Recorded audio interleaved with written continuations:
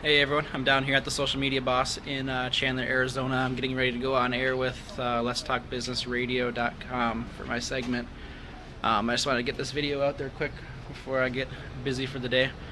On yesterday's show, I was asked, how are we expected to do business if for some reason, all the social media networks go offline?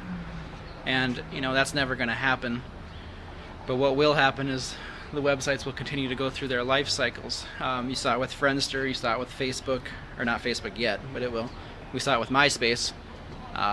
They come, they go, people move on. What it seems like we can't live without, we really can.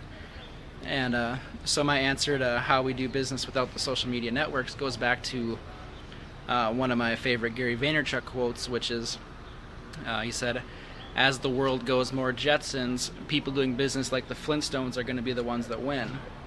And now, obviously, that's not entirely true, and especially if you know Gary Vaynerchuk, he is heavy social media. I mean, he's one of the #1 social media guys there is.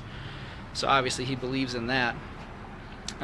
What he's referencing, though, is if you think back to how our grandparents grew businesses back in the 50s, 60s, 70s, they built it on relationships. They knew their neighbors, they took care of their neighbors, they knew their customers and their regular customers, and they knew what everybody expected from them. They didn't try to take advantage of their end user, because if you think about it, if they were taking advantage of the end user, at that week's town hall meeting, that's what everybody would be talking about, and then next week that business would be out of business.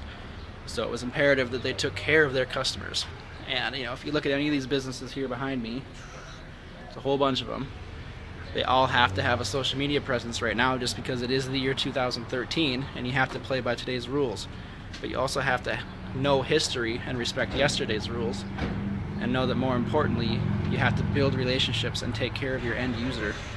At the end of the day, it's all referral. Word of mouth is way stronger than some creative social media campaign. So that's it. Take care of your end user.